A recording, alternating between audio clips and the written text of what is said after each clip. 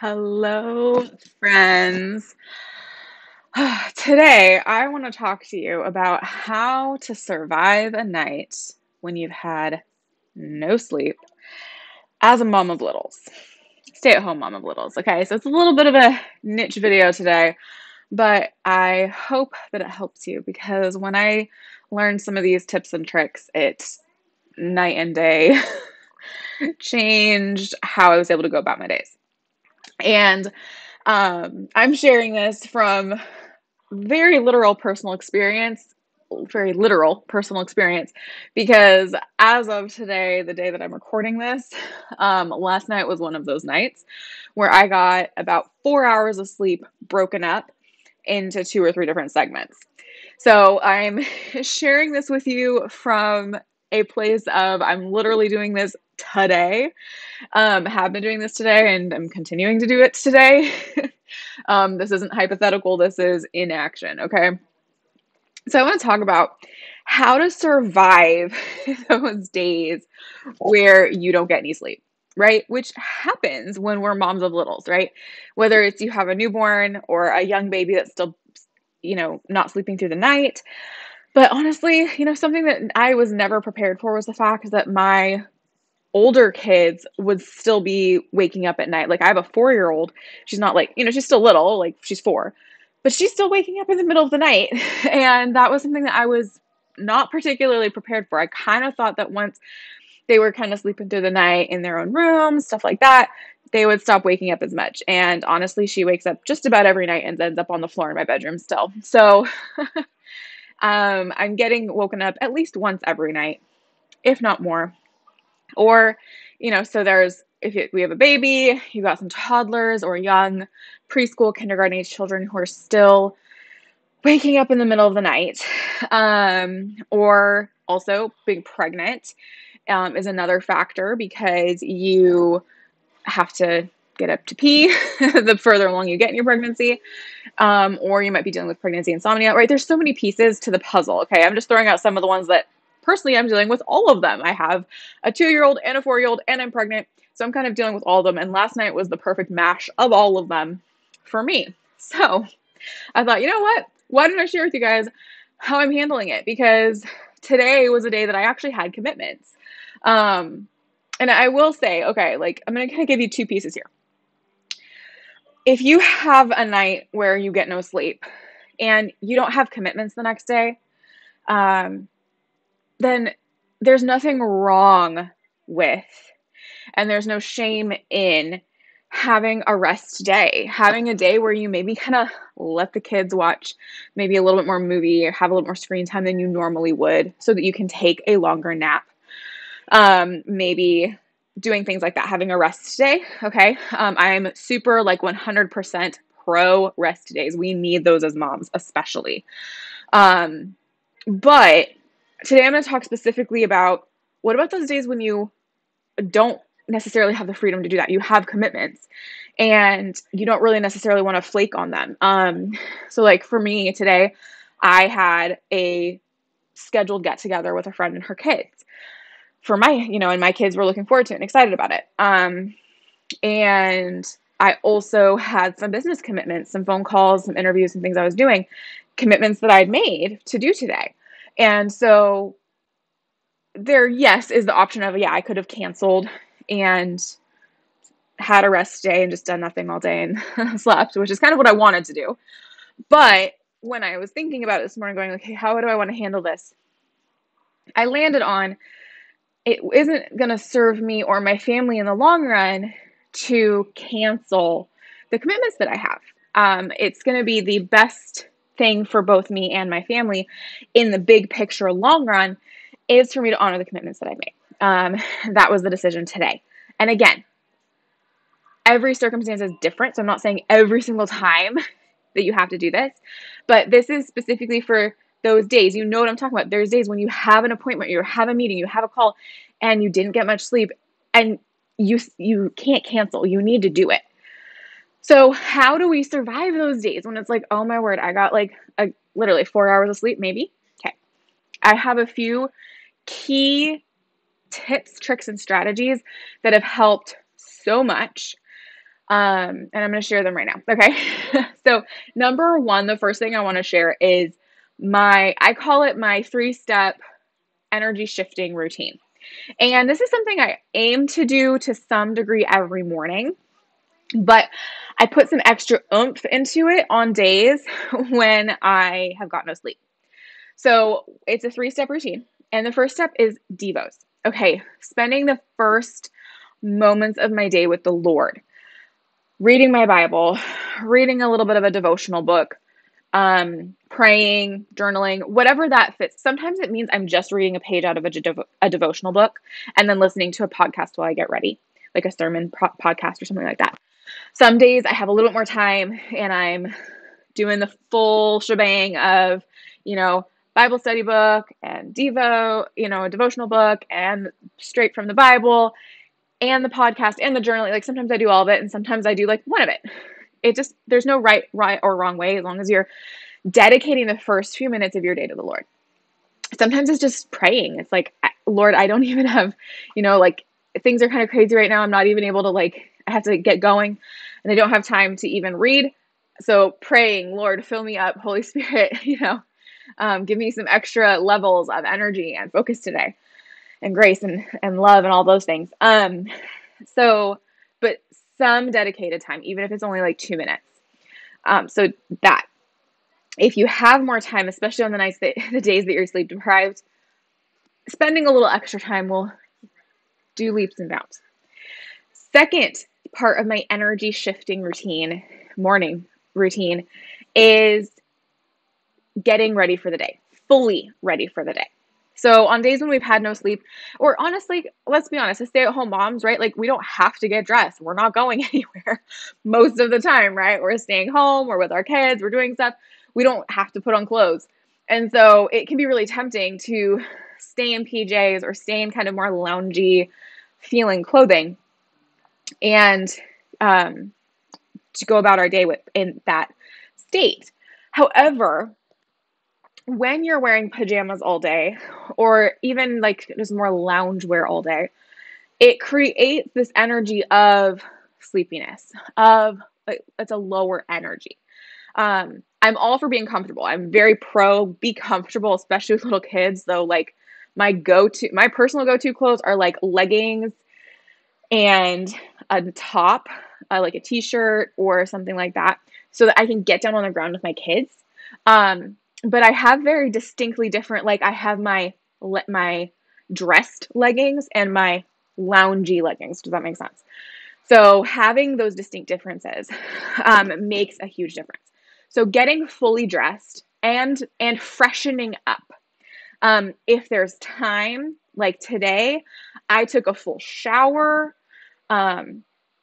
I alternated. I started warm because I was still kind of sleepy, but then I kind of got it a little cooler to help wake my body up a little bit more. I took a shower. I did my hair. And then I put on a full face of makeup.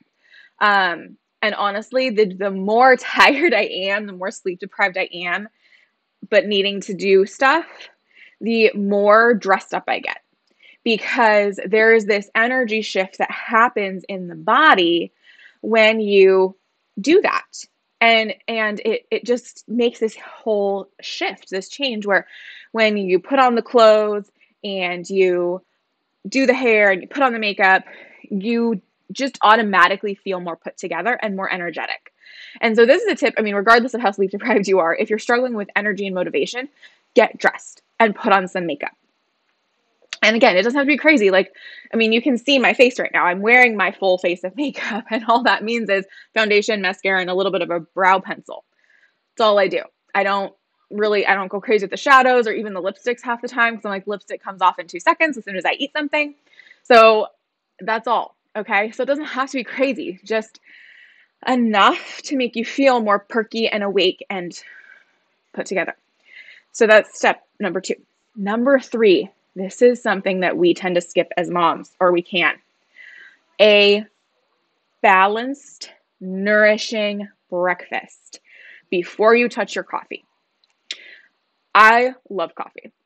Okay. I love coffee. I love the taste of it.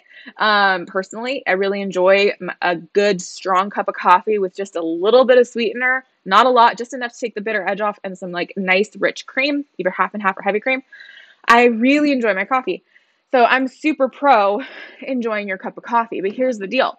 When you are already in a highly stressed state, which is what your body's in when you are sleep deprived, which only 4 hours of sleep, getting woken up multiple times a night, causes sleep deprivation. As a matter of fact, this is so interesting. I was reading a study recently that talked about basically that for the first 7 years of a kid's life, the parents are most likely sleep deprived, because it's not until 7 or so that kids really start sleeping through the night. So if you have kids age 7 or under, odds are you're sleep deprived, which means there's a tendency to want to go lean on that coffee, have that caffeine boost, all those things. And I get it. Dude, I used to drink a pot a day of coffee. But here's the problem is when your body is already in this stressed state of being so tired, drinking, just going straight for the coffee, it's going to give you a boost, but then you're going to crash, and it's not going to be sustained energy. And so if you want the caffeine from the coffee to give you sustained energy, you actually need to nourish your body with nutrients first. So what this looks like is a balanced meal of protein, carb, and fat. Protein, carbs, and fat. Okay? So for me, for example, this morning, what that looked like was a half of a sausage link, like the Adele's sugar-free sausage links, cooked up in scrambled eggs with, so 2 whole eggs and then 1 egg white for some extra protein boost. And so you've got the sausage and the eggs for protein. The egg yolks have fat in them. And then I sprinkled, and the sausage had some fat too. And then I sprinkled cheese for some more like fat. So that's a very high fat, high protein breakfast.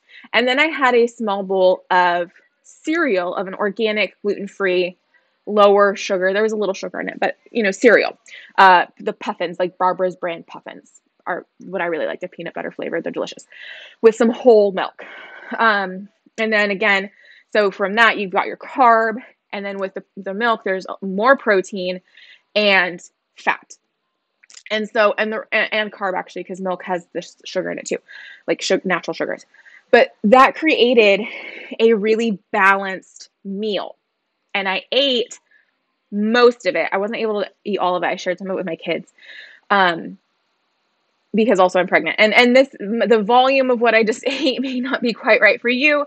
This is for me, my health goals, as far as protein and things like that, being pregnant too, and needing extra protein when I'm pregnant.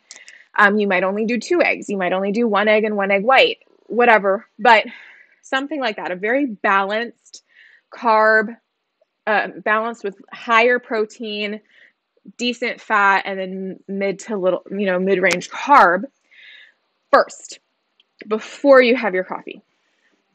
Then, once you've eaten, and that's in your stomach, then have your coffee.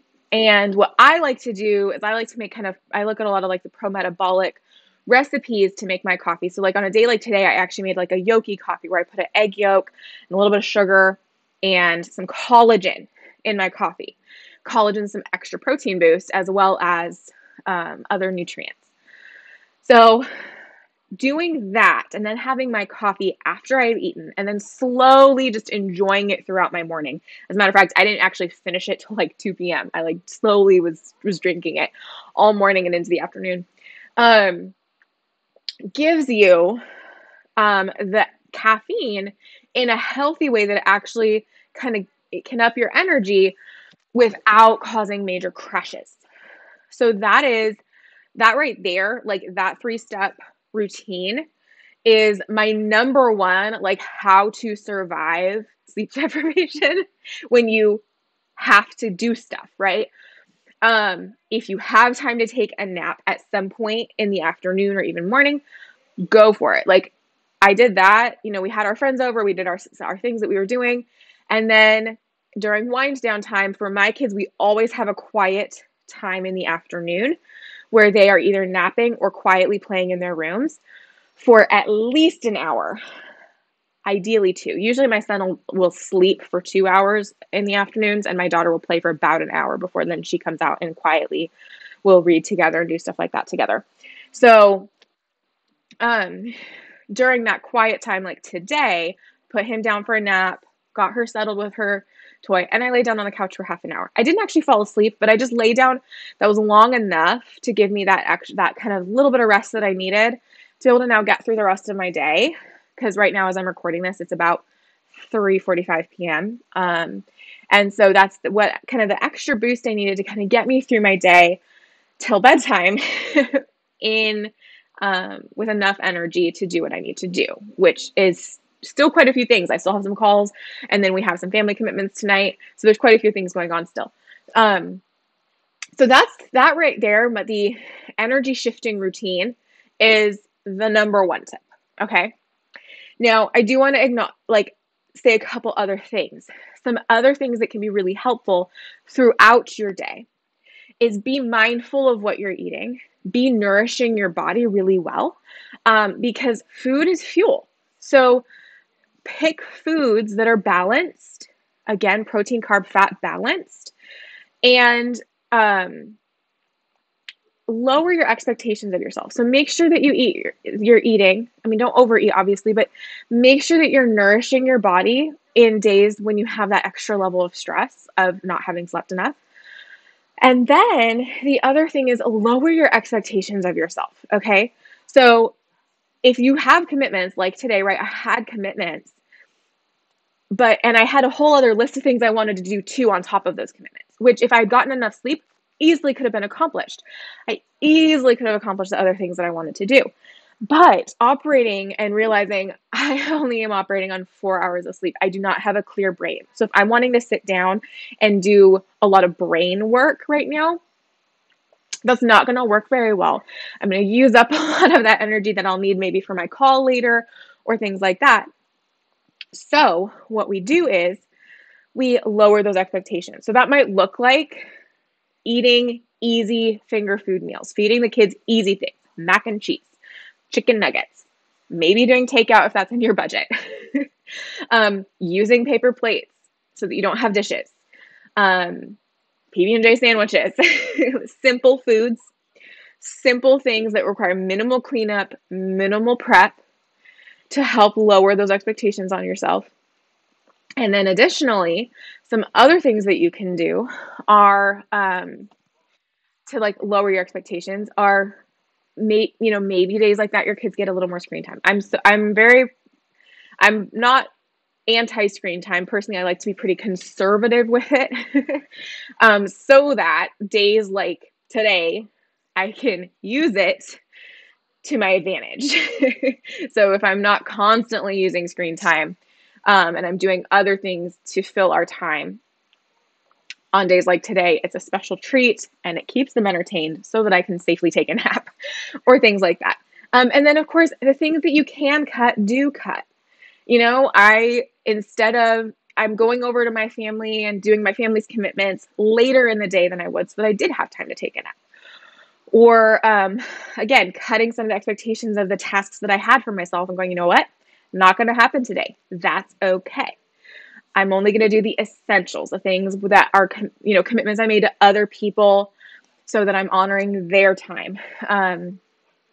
Commitments that I've made to clients or to my business, commitments that I've made to my husband or my kids, certain things like that. I'm making sure I'm honoring the important commitments and then letting go of everything else. So that's the other tip I have for you for surviving a day with no sleep. So I hope that was helpful. If it was, please share it with your friends. And if you have any other tips of things that you found helpful for days like today, right? Days when you're kind of sleep deprived, I would love to hear your tips of what you do and find helpful or what you don't do. Share them in the comments. I would love to see them. And I know other people would love to get that help and that tip and that encouragement and ideas on how to handle this season. It is just a season, mama. And that's one thing I want to encourage you to. This is something that many people have told me, many seasoned mothers have told me. It is just a season of being pregnant, a season of having a lot of littles and not getting enough sleep. It is just a season, and it will be over very quickly. And we get to choose our attitude in that. And so we could go about our days grumpy and frustrated that we didn't get enough sleep and exhausted, or we can decide to show up, treat our home as a profession, treat our job as stay-at-home moms as a profession, and show up professional and choose your attitude. Because that's the deal. You know what? The minute I decided I'm going to honor my commitments today and I'm going to show up, I stopped being tired. I know that sounds crazy, but the minute that I just decided I'm not going to give myself permission today to cancel, I'm going to show up. And again, some days you do need to cancel, but for today, that wasn't going to work for me. So as soon as I decided that I'm not canceling, I'm going to do my, show up for my commitments. A lot of the tiredness melted away. And there was a little bit of an energy slump around quiet time, which was perfect. I laid down for half an hour and now I'm energized again, enough to get through my day. So your energy is completely controlled by your thoughts, even the tired. And hello, I'm talking to you in a state of having only 4 hours of broken sleep last night. Okay, this isn't some hypothetical like rah rah. This is a legit personal, I'm walking it out today call. You can just decide that you have energy. And so I just wanted to encourage you with that. Hopefully that's helpful. And I will see you next time, friends.